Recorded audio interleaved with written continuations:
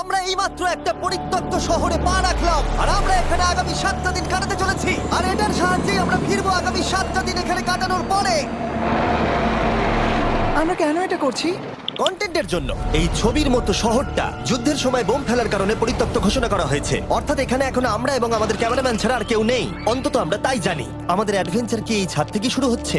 কিন্তু আমাদের প্রথম উদ্দেশ্য হলো এই সিটিটাকে এক্সপ্লোর করা আর একটা বাড়ির মতো সেফ জায়গা খুঁজে বার করা যেখানে আমরা আগামী 7টা দিন কাটাতে পারবো। এই বিল্ডিংটা এক্সপ্লোর করা দিয়ে আমরা শুরু করলাম। দেখা যাক এই ধ্বংসপ্রাপ্ত বিল্ডিংটায় কি কি রয়েছে। আমার মনে হচ্ছে এই কাঠগুলোর নিচে মেঝে রয়েছে। সেটা একটা ভাবেই জানা যেতে পারে। ঠিক আছে, এটা পাগলামি। এটা তো জম্বিদের বাসস্থান মনে হচ্ছে। এটা দারুণ, একবার দেখো এটা। অনেক এক্সপ্লোর করার পরে আমরা এমন একটা জায়গা পেলাম যেখানে আমরা থাকতে পারি।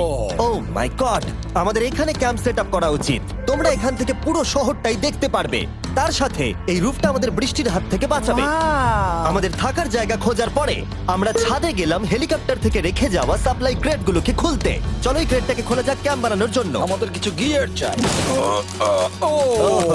এই ক্রেটের ভিতরে সবকিছু আছে যা আমাদের আগামী 7টা দিন প্রয়োজন। তোমরা যদি ভাবো এগুলোকে আমরা সিঁড়ি দিয়ে কি করে নিচে নামাবো, বলে দিয়ে আমরা এগুলোকে ফেলবো। Oh! চ্যান্ডলার! দেখো এটা একদম সোজা নিচে নামছে। ক্রিস, এখন স্লিপিং ব্যাগের বৃষ্টি হচ্ছে। চ্যান্ডলার, এই নাও আমাদের ডিনার প্লেট। চ্যান্ডেলার, ওটাকে পড়তে দিও না। দেখো কি সুন্দর নিচে পড়ছে। মজা অনেক হলো, কিন্তু এবার আমাদের সার্ভাইভের জন্য অনেক কাজ করতে হবে। কারা আগুন জ্বালাবে? আমরা করব। তাহলে আমরা বিছানা বাঁধবো।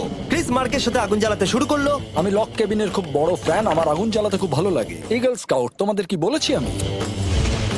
তখন চ্যান্ডেলার আর আমি ঘুমানোর জন্য কিছু জিনিস খুঁজছিলাম। এই গদিটা কি 100 বছরের পুরনো? এই তুমি একটা ম্যাট্রেস খুঁজে পেয়েছো? হ্যাঁ। কোথা থেকে? সেকেন্ড ফ্লোরের একটা কোণায় পড়েছিল। এটাতে তুমি শুয়ে পড়ো। Thank you. এটাকে র‍্যাপ করে নাও, না হলে পোকামাকড় তোমাকে জ্বালাবে। আমি এটাকে র‍্যাপ করব বারিটোর মতো। আর যখন চ্যান্ডেলার ম্যাট্রেসটাকে র‍্যাপ করছিল, আমরা তখন ঘুমাবো বলে ঠিক করলাম কাঠের দরজার উপরে। আমার মনে হচ্ছে তোমরা আমার থেকে বেশি কমফোর্টেবল হয়ে শুয়ে আছো। এখন থেকে পিঠে ব্যথা করছে। এই শহরে এখনো অনেকগুলো বিল্ডিং আমাদের এক্সপ্লোর করতে হবে। কালকের দিনটা দারুণ হতে চলেছে। চলো সকালে দেখা হচ্ছে। প্রথম দিনটা এই শহরে আমাদের সাধারণভাবেই কাটলো, কিন্তু সেদিন রাত্রিবেলা একটা অদ্ভুত ঘটনা ঘটলো। আমরা যখন ঘুমোচ্ছিলাম, মার্ক আর আমাদের ক্যামেরাম্যান কাঁচ ভাঙার শব্দে জেগে উঠলো, যেটা ক্যাম্প থেকে বেশি দূরে নয়। যেটা আমাদের ভাবাতে শুরু করলো যে আমরা ছাড়া সত্যি কি এই শহরে আর কেউ নেই।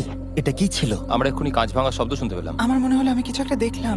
আর এই অদ্ভুত আওয়াজটা ছাড়া জোরে হাওয়াও আমাদের ঘুমে ব্যাঘাত ঘটিয়েছিল। তোমরা রাতে কেমন ঘুমোলে?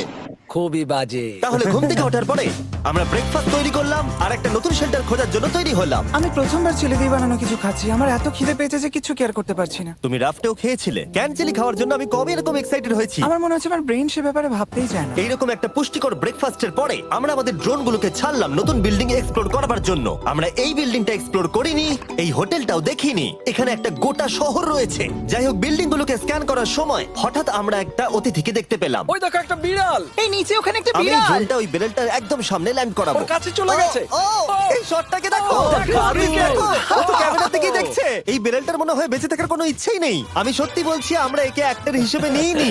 মজাদার বিষয় হলো যে আমাদের এখনো শেল্টার খোঁজা বাকি, আর আজ রাত্রে খুবই ঠান্ডা পড়বে। তাই আমরা চ্যালেঞ্জের জন্য একটা ভালো শেল্টার খুঁজতে বেরিয়ে পড়লাম। ও, এগুলো আবার কি? ও, এটা তো দারুণ লাগছে।